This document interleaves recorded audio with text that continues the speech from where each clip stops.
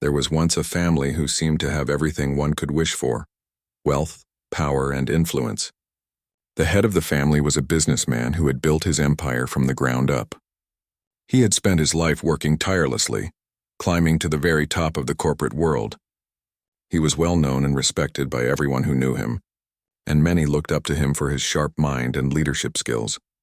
But despite all his success, there was one thing that mattered more to him than anything else in the world: his son. His son was his pride and joy, a bright young boy with a promising future. From the day the boy was born, his father had dreamed of him taking over the family business one day, guiding it to even greater heights. The boy had all the qualities his father hoped for: intelligence, charm, and a natural talent for making connections. To his father, the boy was perfect in every way. The boy had grown up in the lap of luxury. He lived in a grand mansion surrounded by servants and every comfort imaginable. He went to the best schools, learned from the best tutors, and had all the opportunities a child could dream of. His life seemed to be a picture of perfection, and everyone expected great things from him. But one fateful day, everything changed. It began with what seemed like a minor illness. The boy came down with a fever. His parents, concerned but not overly alarmed, thought it was just a simple cold or flu. They called the family doctor, who came by to examine the boy. At first, the doctor wasn't worried. "It's just a fever," he said. "Nothing to be concerned about. We'll have him better in no time." But as the days passed, the boy's condition didn't improve. In fact, it worsened. The fever grew higher, and the boy started to feel weak and tired. His once lively eyes became dull, and he had trouble even getting out of bed. His parents, alarmed, took him to the best hospital in the city, hoping for a quick solution. Doctors there ran tests, trying to figure out what was causing the boy's sudden illness. But no one could come up with an answer. They tested for every virus and bacteria, but everything came back normal. They took scans, did blood work, and tried every method they could think of, but still, the boy's condition did not improve. The fever remained high, and his body seemed to be losing strength by the day. The boy's father, known for his quick thinking and decisive action in business, found himself powerless in the face of this mysterious illness.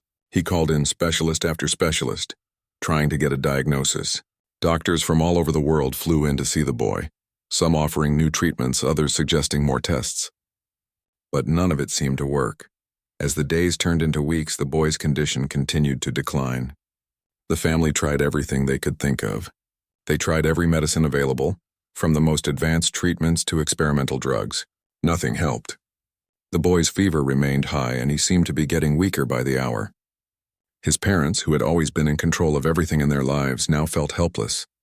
They had money, they had power, and yet none of it could help their son. The boy's mother stayed by his side, holding his hand and whispering words of comfort, but even she began to lose hope. The doctors were running out of ideas, and the treatments they tried were doing little to ease his suffering.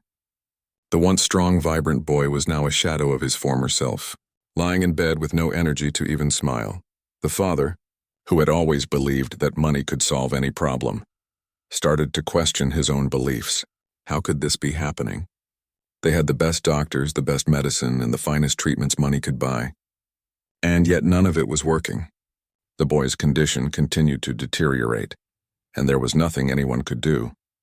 Late one night, the businessman sat alone in his office, staring out of the window. He thought of all the things he had worked so hard for: his business, his wealth, and the life he had built for his family. But now none of it seemed to matter. His son's life was slipping away, and there was nothing he could do to stop it. The thought of losing his boy was too much for him to bear. His mind raced, trying to think of anything, anyone who might be able to help. He thought of calling in more specialists, of going to other countries to seek out new treatments. But deep down he knew he had already tried everything. There were no more doctors left to turn to, no more treatments that hadn't already been tested. The billionaire felt like he was running out of time. It was in that moment, as he sat there in the quiet of his office, that he thought of something else, a small, quiet thought that he had dismissed earlier. The idea of trying something unconventional, something outside the realm of modern medicine, it was a thought that seemed almost ridiculous to him at first.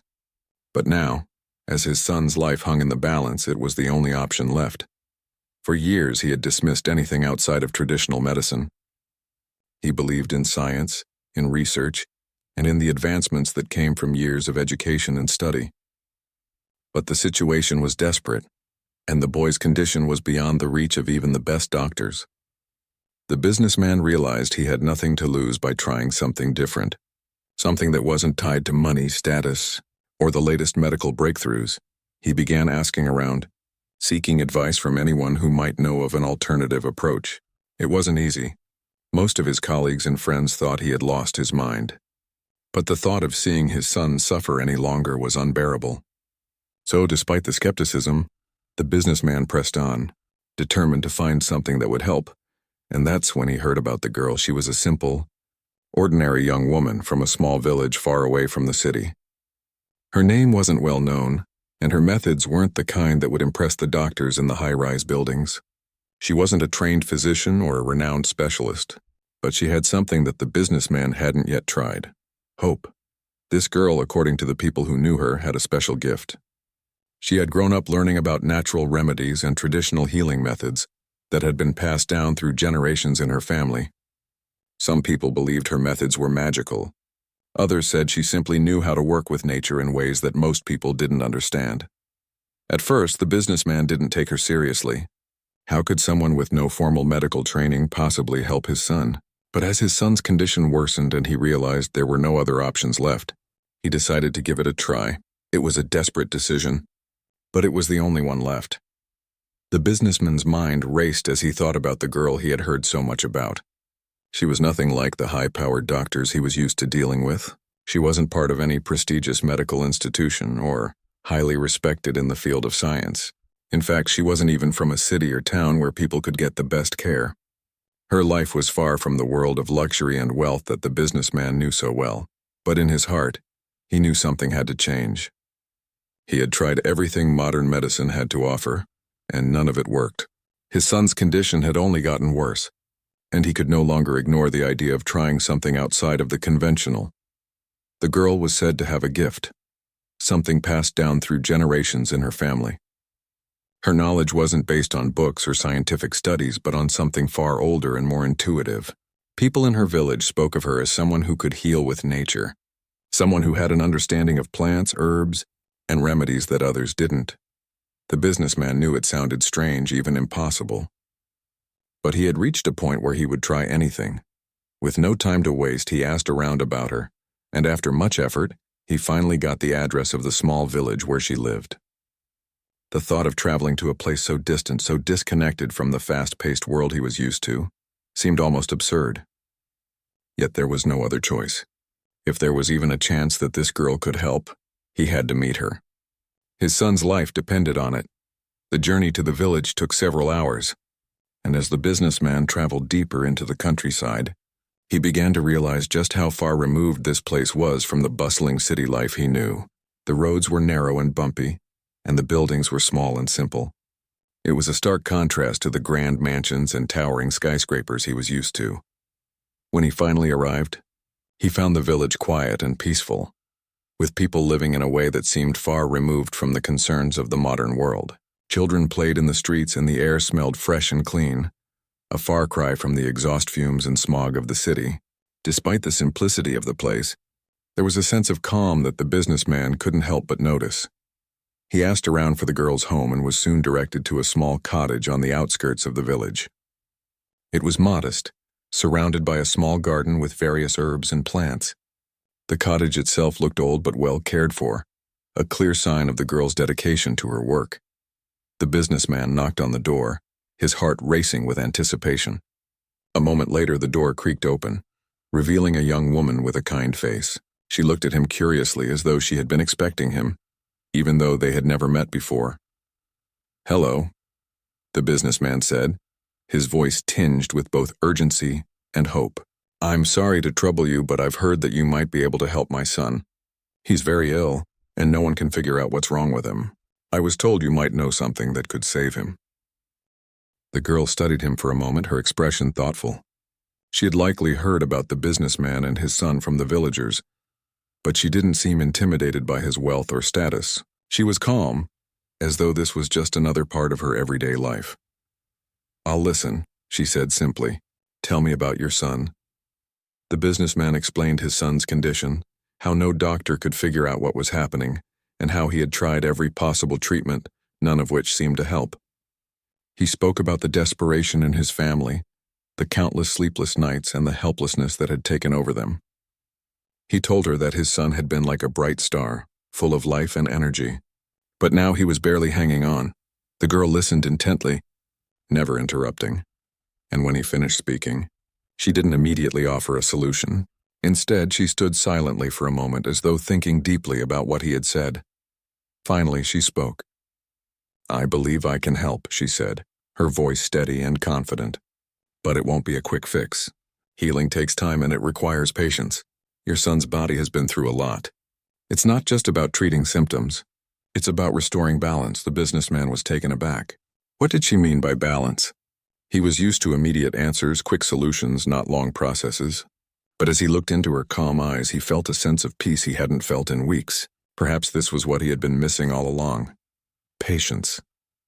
"I will do anything," he said, his voice filled with determination. "I'll pay whatever you need, give you anything you want. Just please save my son." The girl shook her head, smiling gently. "I don't want money," she said. "What your son needs isn't something you can buy.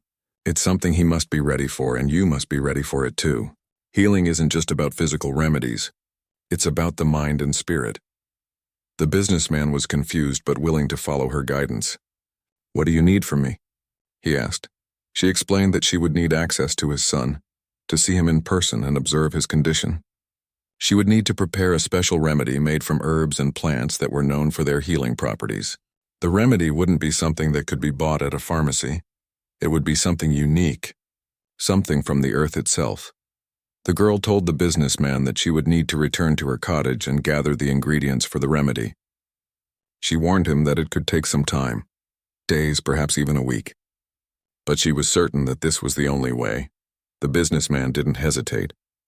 He agreed to everything without question, eager to do whatever it took to save his son. He arranged for a car to take the girl back to the village, and he instructed his servants to prepare everything she might need. As the days passed, the businessman's anxiety only grew. He had never been away from his son for so long, and each minute felt like an eternity. He had no idea if the girl's remedy would work. It seemed so simple, so old-fashioned compared to the advanced treatments he was used to.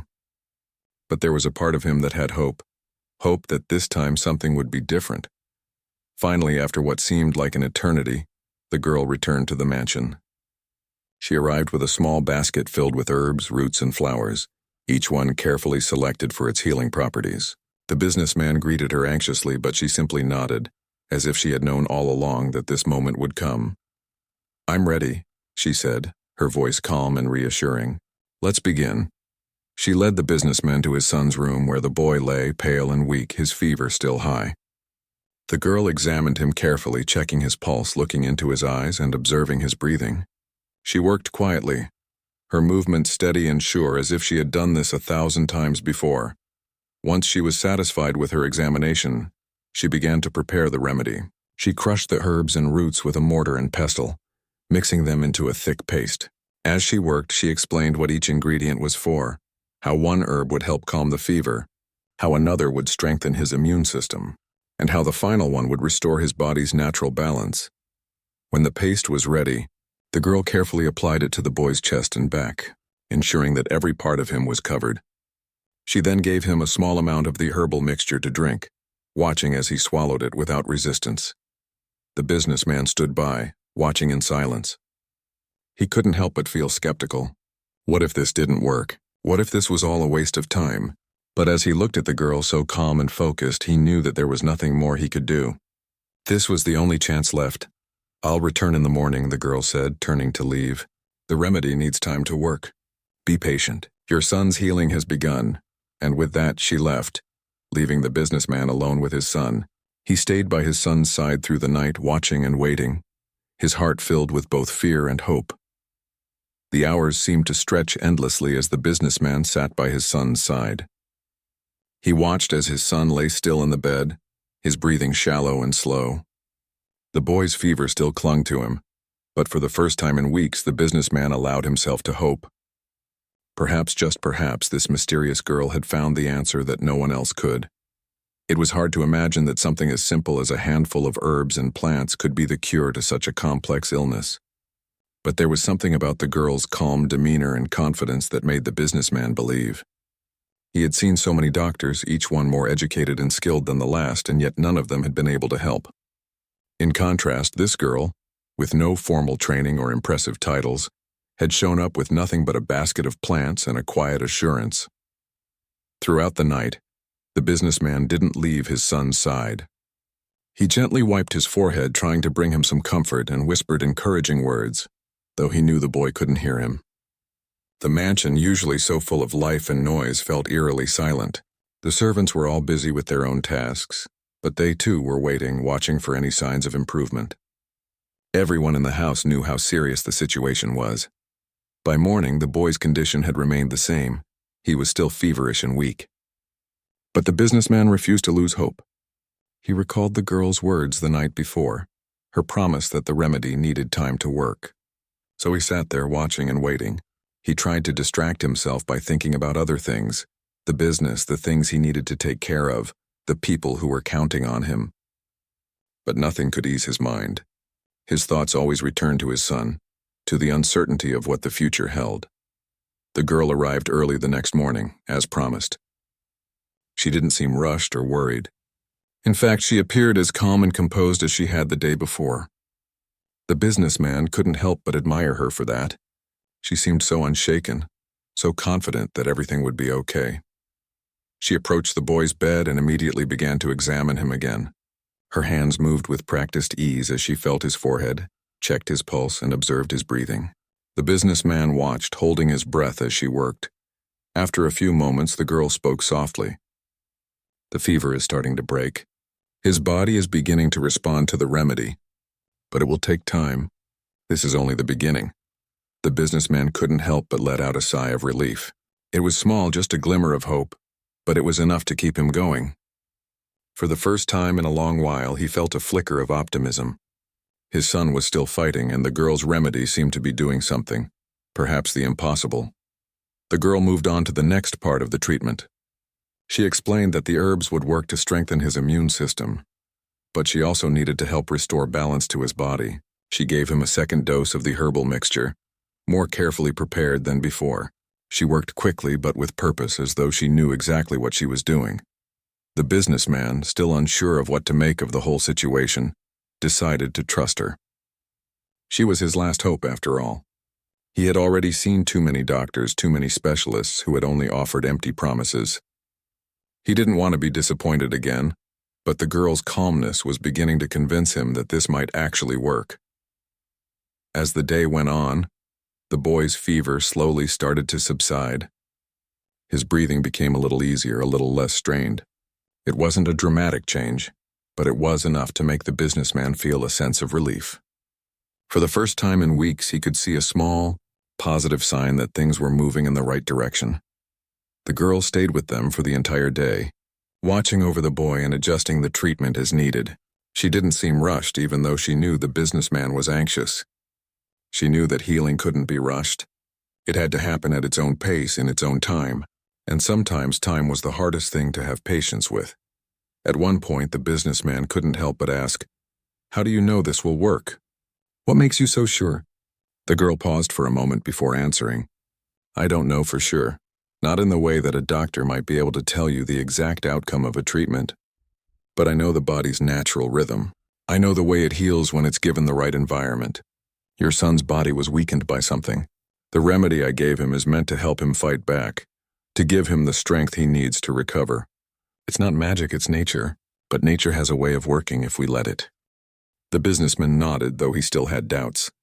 The idea that something so simple could cure his son felt almost too good to be true. But as he watched his son sleeping peacefully for the first time in weeks, he couldn't help but believe that the girl was right. There was something in her presence, in the way she spoke and acted, that made him feel that there was hope. That evening, the girl prepared another dose of the herbal mixture for the boy. This time, when she gave it to him, his eyes fluttered open. The businessman's heart leaped. It was the first time in days that his son had shown any sign of waking up. The boy's eyes were tired, but they looked around the room in confusion, as though he wasn't sure where he was. The girl smiled softly and spoke to him in a gentle voice. "You're safe. You're going to be okay." The boy's lips parted as if to speak, but his voice was weak. He managed to say only a few words. "I'm tired." The businessman felt a wave of emotion wash over him. His son was still weak, but he was awake. He was still alive. And that was all that mattered. "Rest now," the girl said kindly. "Your body needs more time to heal. But you're on the road to recovery." For the first time in weeks, the businessman felt a sense of peace. He didn't know how long it would take for his son to fully recover, but he was no longer consumed by fear. There was hope now, real hope, and it came in the form of a young girl with nothing more than a basket of herbs and a belief in the body's ability to heal itself. Over the next few days, the boy's condition continued to improve. His fever stayed down and his strength slowly began to return. The girl continued to administer the herbal remedies, always careful, always thoughtful in her approach. The businessman watched in awe as his son's health seemed to improve with each passing hour. By the end of the week, the boy was sitting up in bed speaking to his father in a voice that was stronger than before. The businessman couldn't believe it. Just a few days ago, his son had been close to death, and now he was sitting up, looking more like the vibrant, healthy boy he had always known. The businessman felt overwhelmed with gratitude. He couldn't thank the girl enough. She had saved his son's life when no one else could. But she wouldn't accept any praise. She simply smiled and told him that it wasn't her doing, it was nature's doing. All she had done was help the boy's body find its way back to health. As the boy's recovery continued, the businessman realized that the girl's method was something that the world often overlooked. In a world obsessed with technology, science, and modern medicine, it was easy to forget that there were other ways to heal, other ways to restore balance and health. The girl had reminded him of something he had long since forgotten, that sometimes the simplest solutions were the best ones. The businessman didn't know what the future held, but for now, he was content. His son was recovering, and the girl had shown him a new path. A path that valued nature and patience over quick fixes and instant results. And for the first time in a long time, he felt at peace. Days passed, and with each one, the boy's recovery seemed to move faster. The fever that had once been so persistent was gone, replaced by a healthy glow that began to return to his skin. His energy, once drained completely, was coming back slowly but steadily. He was still weak, of course, but he was smiling now. He was speaking in full sentences, telling his father stories about the things he missed. The businessman couldn't believe it. His son, who had been on the brink of death just a week ago, was now sitting up in bed and laughing.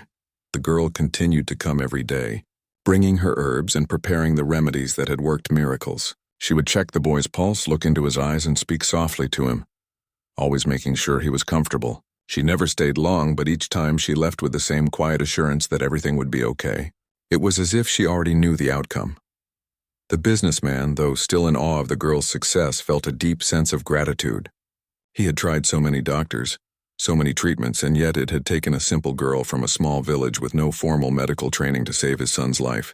It made him think, made him realize just how much he had taken for granted in his own life. For years, he had relied on the best money could buy. He had never considered that sometimes the answer might lie in something simpler, something more connected to the earth, to nature itself. One evening, as the girl prepared the last of the remedies for the night, the businessman sat with her outside the mansion, in the quiet garden that overlooked the vast estate. It was a peaceful evening, and the air was warm and still. The boy was resting inside, drifting in and out of sleep, but he was no longer in pain. "Why did you help us?" the businessman asked suddenly, his voice filled with curiosity. He had been meaning to ask this question for days, but had never quite found the right moment. Now, sitting beside the girl, it seemed like the right time. She paused for a moment, looking out at the garden as if considering the answer carefully. "Because I can," she said simply, turning to face him. "Because there's nothing more important than helping those who are in need. I didn't do this for money or recognition. I did it because it's what I know how to do." The businessman was silent, taking in her words. He had been so caught up in his own world, his wealth, his power, his influence, that he had never truly understood the value of selflessness. He had never had to do something for someone else without expecting something in return. It was a foreign concept to him, but sitting beside the girl, he felt a strange sense of peace. a sense of understanding that he hadn't felt in a long time. "I don't know how to thank you," he said, his voice quiet but sincere. "You've saved my son's life. There's nothing I can give you that could ever be enough." She smiled, her expression gentle. "You don't need to thank me. I didn't do this for anything in return. The only thing I ask is that you remember the lesson, that you remember that sometimes the simplest things are the ones that matter most." The businessman nodded, moved by her words. He had always thought that success came from power, from money, from the ability to control everything. But now he was starting to see things differently. The girl had done what no one else could. She had restored his son's health using nothing more than her knowledge of nature and her belief in the body's ability to heal. In the days that followed, the boy continued to improve. His appetite returned, and with it, his strength. He was up and walking around, laughing with the servants, playing games with the family. It was as though the illness had never happened, though the businessman knew better. He had witnessed the desperate fear in his son's eyes, and now he could see the joy returning to them. The girl had done more than heal his son's body.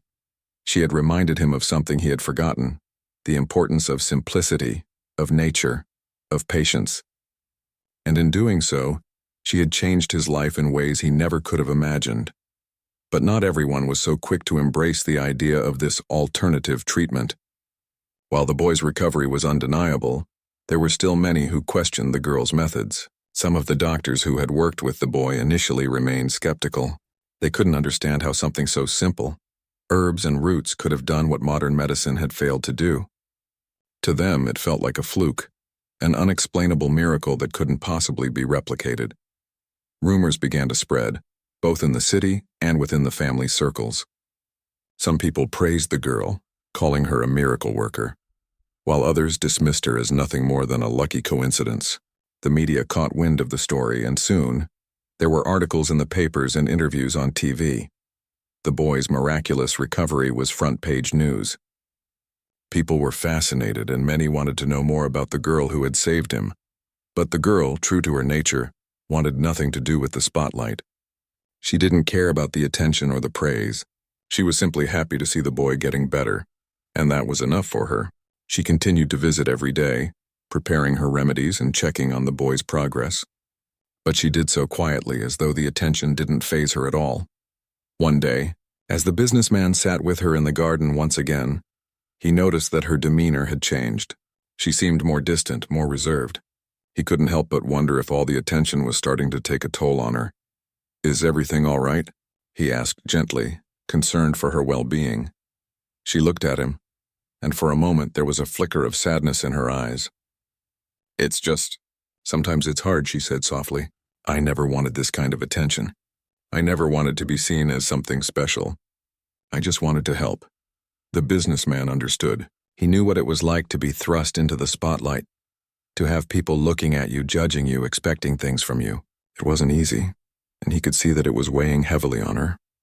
"I'm sorry," he said, his voice sincere. "I never meant for this to happen.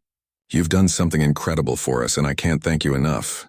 But if the attention is too much, I can make it stop. You don't have to be part of all this." She smiled, but it was a sad smile. "It's not about the attention," she said. "It's about the expectations. People think they know what I did, but they don't. They think it's something I can just do over and over, and it's not. Healing is about balance, and balance isn't something that can be forced. People want answers, but not everything has an answer." The businessman felt a lump in his throat. He had always thought of himself as someone who could solve any problem, someone who could control outcomes. But here, sitting with this young girl, he realized that there were some things beyond his control.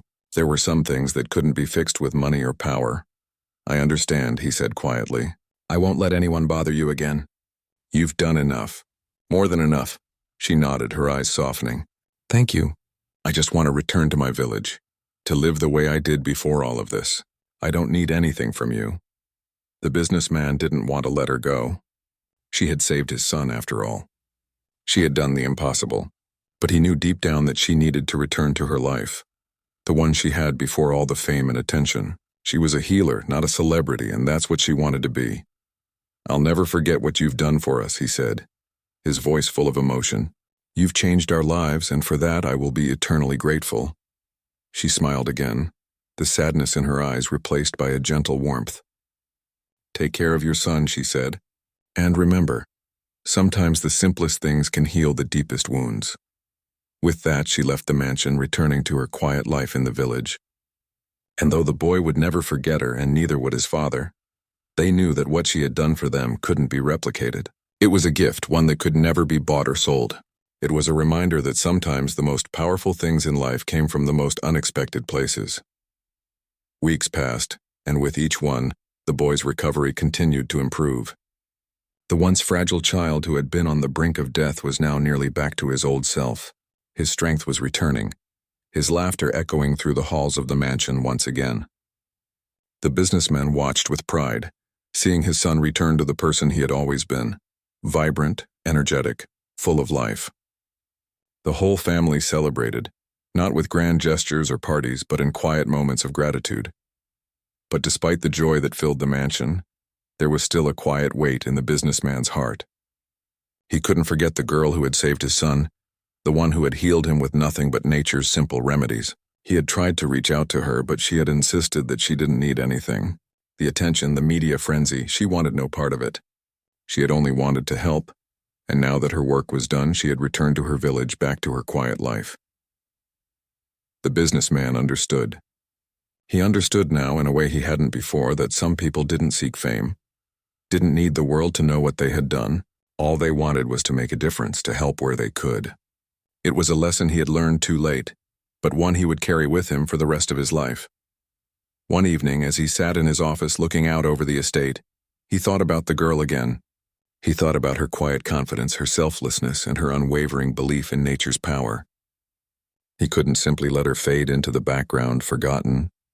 Not after what she had done for his family. He had promised to remember her, and he intended to keep that promise. He couldn't thank her in a way she would accept, but there had to be something else he could do. After much thought, he made a decision. He would visit her.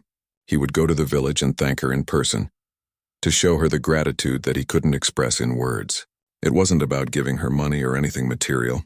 It was about acknowledging her for who she was and what she had done. He had built an empire, but he had never truly understood the power of kindness, of healing, of humility. This girl had taught him that, and he would not forget it. He arranged for a car to take him to the village the next day. It was a long drive, the road winding through hills and forests, far from the luxury and bustle of the city. The further he went, the more he felt a sense of peace. The world here was so different from his own, so much quieter, simpler. It was a world he had never really known, and yet it felt right. When he arrived, he was struck by how small the village was. The houses were simple, made of wood and stone, surrounded by fields of crops and wildflowers. There was no hustle and bustle here, no rush. People went about their lives at their own pace, tending to their gardens, talking with their neighbors, or sitting in the shade of trees. It was a world that seemed to move slower, and the businessman felt out of place in it. At first, he asked around for the girl's house, and after a few minutes, he was directed to a small cottage at the edge of the village. It was simple, just like everything else in the village, but there was a certain warmth to it.